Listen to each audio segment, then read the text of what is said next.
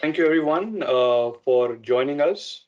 We have a fairly exciting session lined up for you. We are going to be talking about peer-to-peer networks, especially about how the networks can access and exploit devices that all of us have in our homes. Talking to us today, we've got Malav Parekh. Malav Parekh is a cybersecurity expert at eInfochips, and he has extensive experience in security engineering, application security on the web, mobile, IoT, and cloud, systems and network security, cryptography, and security protocols. He is a certified ethical hacker. He is a certified computer hacking forensics investigator. He is also a certified incident handler. And Malav's put this presentation together for all of us. And over to you, Malav. Thank you, Jaideep.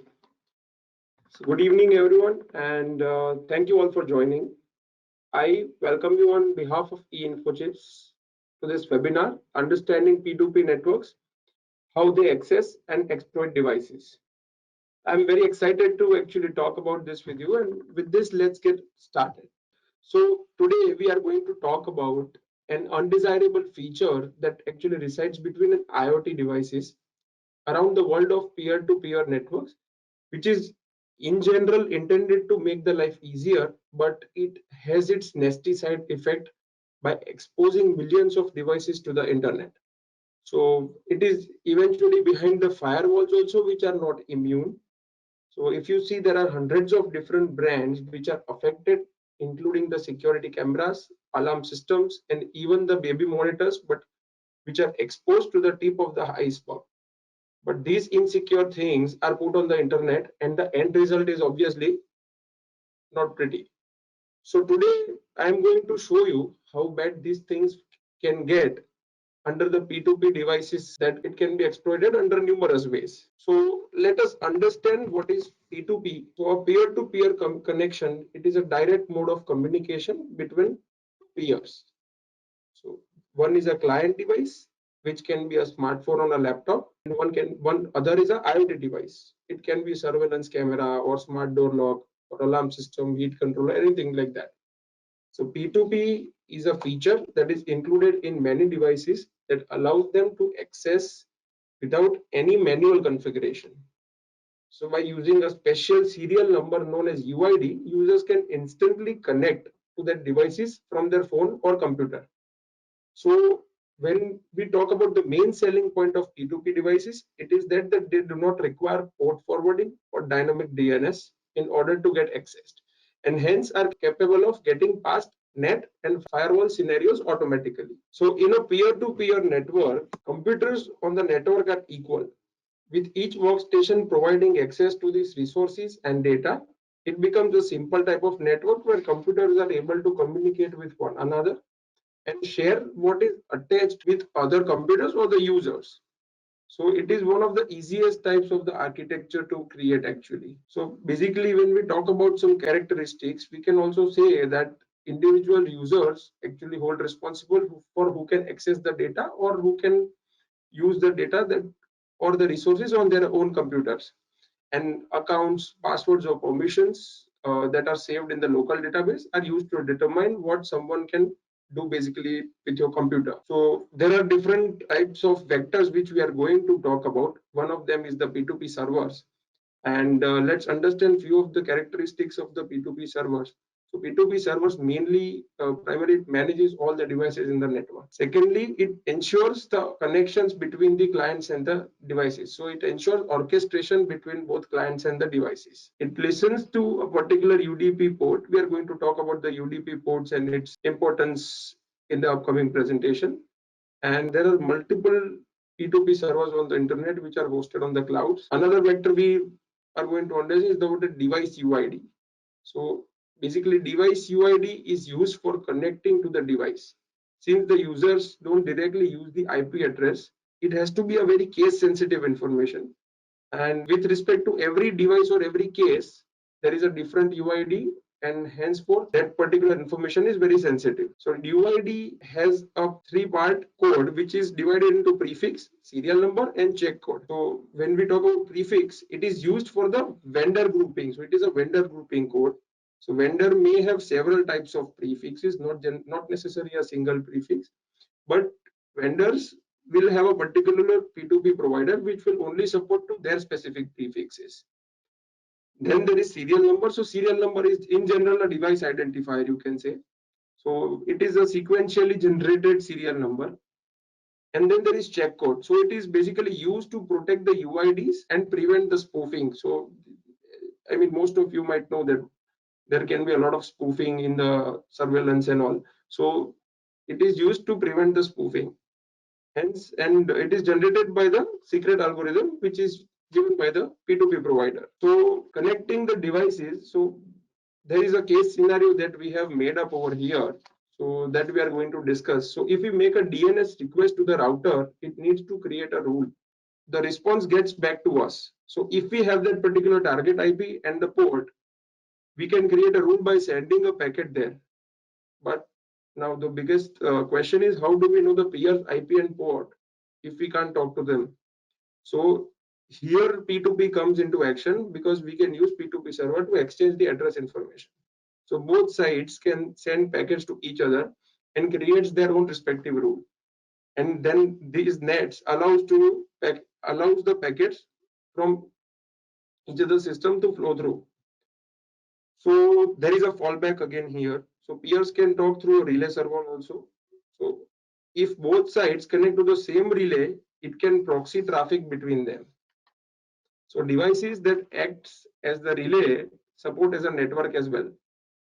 So users basically go out of bandwidth quota also because the data transmission, the packet transmission is so fast that it can sometimes also not work. Eventually, once you are into this particular relay and fast data transmission, there is actually no way to opt out as well. There is a foremost technique under P2P exploitation which we are going to talk about is UDP hole punching. Let us first understand what is UDP hole punching.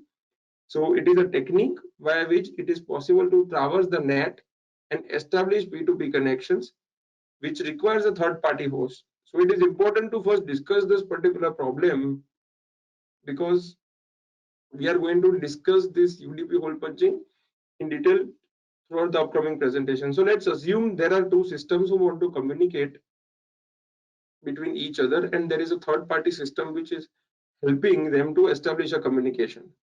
So in order to establish a connection between two of these systems, the system should know each other's global IP address and port. Then it will be able to establish the connection. So however, when system 1 sends an outbound packet, it is possible that while traversing to the net changes the port number, which is called port randomization. So this makes UDP hole punching almost impossible. And the IP address is also rewritten to resemble the IP address of the net.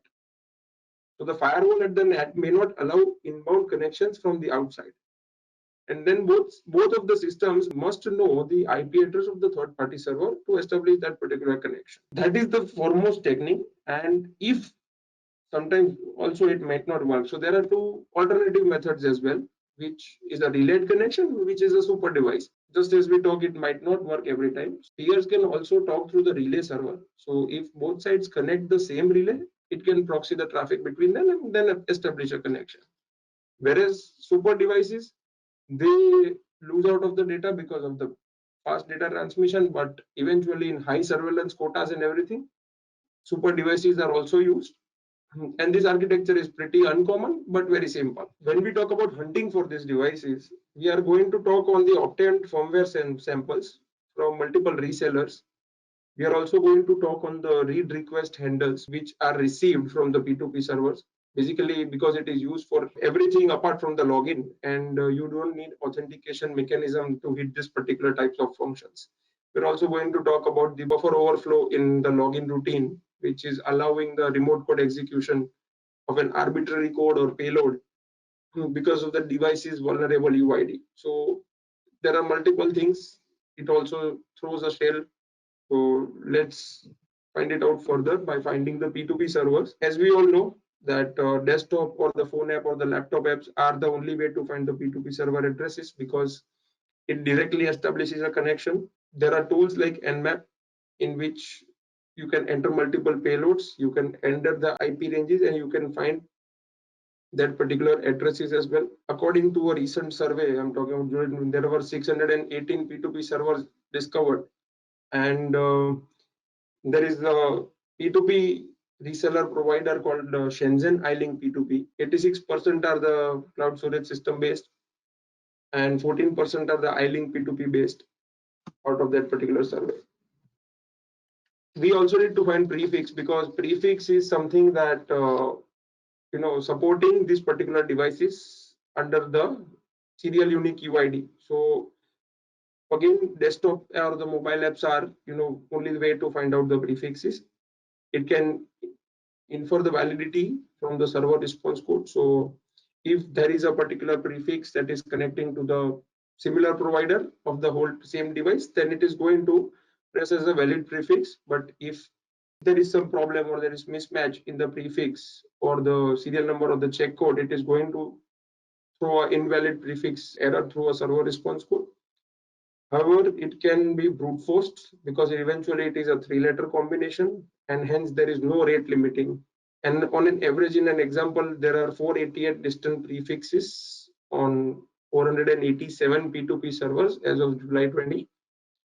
And some servers also support more than 130 prefixes, which is a recent discovery and innovation. Okay, this is an example of finding prefixes and the server response code, whether it is invalid prefix, whether it is matching the device type of response code or not. Now we have prefix, we have found out the prefixes. Now we can easily get the serial numbers, because it is in general have the sequential numbers only. Problem we upcome with is the check code. So check code is basically a secret algorithm that is generated by the device provider to prevent itself from spoofing. But it makes brute forcing impractical.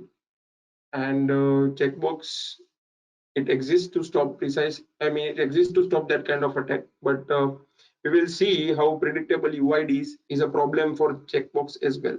So there are some iLink P2P libraries that are secret code based algorithm, and it uses modified code, and eventually it is used to validate the UIDs. So with respect to that, we can connect any device that uses the iLink P2P. iLink P2P is a P2P service provider, server provider with that particular service in its respective devices. We can connect to any devices that uses the iLink P2P. That is disclosed to the Shenzhen Uni technology already a couple of years ago, but since there was no attempts, further exploitation and further technological development were placed. And these particular P2P servers generally coordinate all these kinds of connections. Under exploitation further, if we figure out the case scenario, we can see that man in the middle attack could be possible. So man in the middle attack is basically interfacing and fetching information between two established connections, and it can be done over the internet. It can also be done over a local network as well. So the P2P layer offers no effective protection of session data. Application held to be entirely responsible for security. Most do not employ encryption at all. It becomes an insecure fashion. Devices regularly log into the P2P servers, and the server takes a logging of that particular messages with audit logs with respect to the IP and the UDP port. So when a client requests a connection, servers tell client to punch that address. This particular login message just contains the UID and no device specific secret. So eventually UID is a sensitive information. So if we possess that UID, we can force the message to confuse the server, and the user will connect to us and authenticate without the hesitation. It is where primarily exploiting has its chance, because this is the first case where if UID is not encrypted, it can be forged, and the message can be sent to the server, and then the user can connect and authenticate without the hesitation. So there is another method called passive over the internet MITM. As we all know that active attack requires a UID. The knowledge of the protocol and timing still needs to be there. So instead of targeting these type of devices, let's wait for the devices to settle up. So we had discussed the super devices earlier, right? So the devices basically relay sessions for the other users as well. So most of the vendors, what they will do is they'll use to support it to their own network. So the P2P layer will not securely encrypt the relay traffic because it already has a lot of bandwidth challenge with them. So the application traffic is also not going to be encrypted either. Hence, it means that whoever buys that type of device, which is using the company provided service, can access other people's traffic as well. There are multiple methods, but small method here we are going to discuss the PK parsing. Basically, it can actually stream packets straight into the stream plane, and then users will have actually no way of knowing where their connection is being intercepted. Plus, the UIDs also can be leaked under the P2P handshake. With this particular thing, on the current present scenario, there are over 250,000 unique surveillance devices that are already exploited and open. And you can also search for these vulnerabilities and deep dive into this further. Let us understand about managing this particular risk. Outlook is very undesirable because actively there is no hope for these issues being faced reactor, because on the base level, on the architecture level, this particular problem exists. On the connection, first establishment of the connection, there is particular problem. So there are fundamental flaws, you can say. And since the technology has been advanced, has been taken, has been adopted, there are no chance of backward compatibility, so you cannot retrace. And it does not really matter now. Eventually users also don't update, so some firmware versions also go long back. And there are sellers who sell clear this type of stock for the surveillance devices or the smart door logs or etc. And there are they are clearing it, they are giving samples away, but they are not decompiling the APKs also. And that's how they are further throwing every single information, and under different file names they are revealing it. And henceforth you can find multiple SDKs, docs, client source, and even firmware source information present there. So this is our experience snapshot at eInfochips. So we at eInfochips have provided cybersecurity related services in various domains. Under healthcare domain, compliance with OWASP top 10 was ensured. Local data storage, network authentication and authorization, platform IPC related areas were also tested. Conducting security assessment using the MS-TRIDE threat model for utility service domains like smart water meter. This has ensured security for cloud-based applications and regulatory compliance for the product. For industrial surveillance camera, security testing has improved streaming of video data from IP camera to commercial VMS. It has resulted into better marketability of the product, and the same way for the fire alarm systems. Under the smart home automation devices and DevSecOps domain, firmware security tests were also conducted for the sensors and CPE devices and automation covering 42 million plus endpoints. We have done a lot of variance into the testing, and there is a framework that we have developed. So considering experience into providing cybersecurity related services, we at eInfochips have developed a customized framework. This framework is articulated in phased manner, and the security assessment comprises of the services like threat modeling, data protection strategy, device hardening and secure coding practices, security architecture. Then security testing comprises of vulnerability assessment and penetration testing. The DevSecOps related services comprises of requirement gathering, threat modeling, code review, and further. And there is incident identification, incident reporting and escalation, and there are multiple regulatory compliance and audit related services also, so that we do. So basically our framework is very special in a way that we believe that instead of adding up the efforts and cost at the end of the project, which becomes an exponential adding up. We believe that we should integrate security at every phase of the software development lifecycle. And with respect to that, it is going to mitigate that particular vulnerabilities at that particular stage only, henceforth resulting into lower efforts, lower cost, and a secure overall secure project. And that's how our framework is comes into play. So this is the framework that Infosys works on and results into successful projects as well. I thank you all, and please, I'm open for your questions. Can you please? Thank you so much for that, Malav. That was really enlightening. We have a couple of questions in from the attendees as well. Malav, the first question that we have is about the UDP. This person wants to know UDP does establish a connection, but is it not known for fast packet transfer?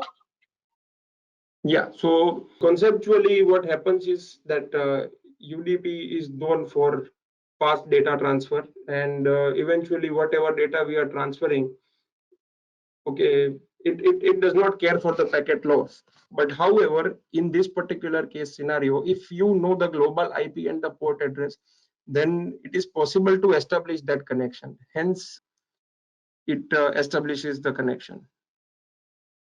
I hope I have answered the question. Thank you so much. All right. The other question, Malav, that we have is how would you prevent the hacking of surveillance cameras? As we had seen into the presentation, that there are multiple techniques like spoofing and everything that is possible. A device is basically, if there is a device whose surveillance is to happen on my particular system, or let us consider my system. So there is my IP address, there is my device address bound to that. So generally, in general cases, my IP address could be bound and my port could be bound with that. So what we can do is we can bind the device address as well. So if anyone tries to spoof my IP or anyone tries to spoof the device UID, at least it authenticates my streaming device or my laptop, and it will not allow anybody to stream it on third party device. So that's how we can prevent surveillance capturing on other devices, or maybe you can say spoofing as well in layman terms. Thank you, thank you. That was very enlightening. Another question that we have, Malav, which is related to this. This person says that all the data from surveillance cameras or doorbell cameras is stored on the cloud. How can I ensure that that data is not misused? So again, it is in the hands of the organization. First of all, number one, it becomes a part of their compliance check to not misuse the data, and whether it is stored organically and securely or not. You particularly, you should restrict information passing. So however, as we know that all the devices seek multiple types of information, but you should only provide the necessary information. And plus, overall information misuse is not in your control. It is a part of organization compliance. But yes, you should know how much information to pass on. Thank you. The next question, Malav, is about updates. You had mentioned that we should always update our software to the latest version. I see many people postponing the updates perpetually. Why do you insist that it should be updated as soon as possible? With every new update, there is some kind of vulnerability or some kind of functional bug or some kind of loophole that is being covered or that is being taken care of. What happens is when the product is in the development stage or it is in the updation stage, sometimes the libraries also has inter-platform challenges as well. So they do not update versions like so quickly. However, if you look at the security perspective, it should be updated every time because and very frequently, because vulnerability is going to prevail, and with that it becomes a risk to the product or the system, and that's why both can be somehow balanced and managed. All right, thank you. We have another question. This is on operating systems and platforms. This person says that usually the iOS is supposed to be a more secure software, and I don't hear of any viruses on iOS. Why is it that there are no viruses on iOS, but there are so many viruses on Windows? Okay, so you cannot judge the security like that, but I can answer you in a shorter way. iOS has, imposed restrictions on the operating system, so there is a limitation of actions you can do on iOS, whereas Windows is more open to you. You can rather perform more type of actions, and you can also perform. However, talking about the virus, so it is not so. It can be infected in both of the operating systems, but because of the restrictions that are imposed in the iOS, first of all, Mac OS and iOS is the mobile OS, but both has restrictions eventually. So that is why it is said it is a bit more secure. Yeah. Thank you. We have another question about streaming. This attendee would like to know, where can you see the live cameras with open IPs, open ports, and open configurations? Okay. There are a few websites who provide these kind of data, and one of them is called a search engine of open devices, which is called shodan.io. So anybody can just go to Google, and you can find out shodan.io. You can find open surveillance devices. You can also click into any IP address, and you can see their live footage. It's a good, if you are interested into exploiting security and understand security much better, you should at least visit this particular site, which will help you understand deeper how the IPs are open without any configurations and what risk it can prevail. Thank you. I'm sure that's a very useful tool that people will find. Shodan is the tool that you asked us to look for. All right. Yeah. We have one more question for the panel over here. How can streaming be protected? How can we protect streaming? Yeah. So basically, it is that you bind your device address, or maybe you can say, for example, if it is a laptop, you bind that MAC address, and if your device and the MAC address is binded, and it connects with the stream, then it is a legit stream. So in that case, spoofing won't happen, and that is how you can prevent it basically. All right, got that. This is the last couple of questions that we have here, Malav.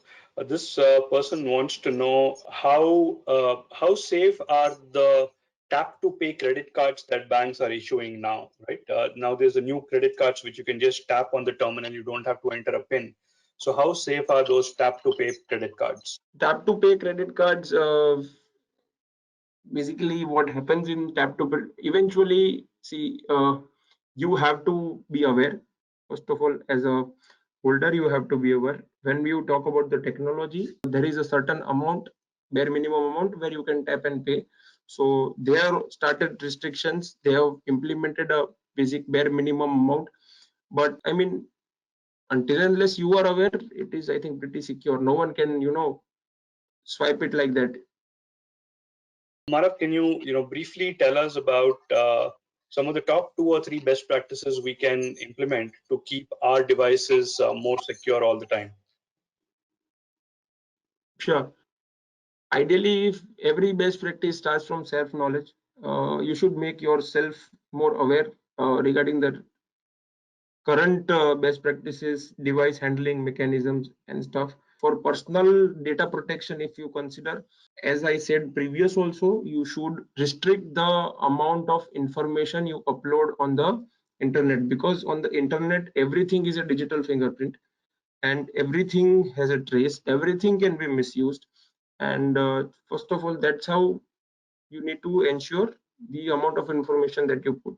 Secondly, considering the devices, if you see any kind of application, it requires permissions. So if you can see that permissions, you need to limit permissions as well.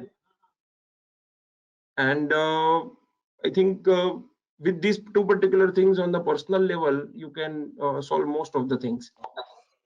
Thank you so much. I've got the question here from our attendee Yashpal Singh.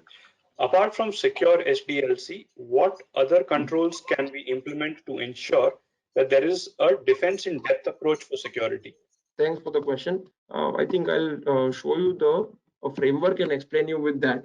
So what happens is secure SDLC has, if you find secure SDLC framework and if you understand, it has particular single methodology of security that is implemented. So if you consider the design phase, there is architecture review and threat modeling that is implemented. Then coming to the vulnerability assessment. So we have basically integrated and covered each and every phase, and between that we have also checked for absence of safeguards. What happens is that we are actually ensuring each and every corner, and we are measuring the perimeter of security with all the available methodologies possible. So that's how we do ensure that actually maintaining security of the product. To answer your question, I hope it justified. We've got another question which has come in. How can we restrict DDoS attacks on IoT devices? So yeah, I mean, we can limit on the bandwidth, we can limit on the number of requests. Basically every device has an acceptability of number of requests it can cater to at a single point of time. DDoS, basically the only purpose DDoS works is it generates multiple request and at a greater speed. So we can create a deadlock for multiple type of request, and it has its own mechanism. So with that particular mechanism, we can limit DDoS on IoT devices.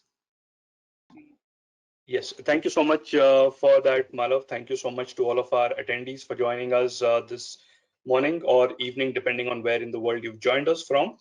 For any further questions or to reach out to Malav, you can get in touch with us at malav.parik@einfochips.com, or you can write to us at marketing@einfochips.com. And we hope you found this webinar useful. Thank you so much for joining us this evening. Good night and take care.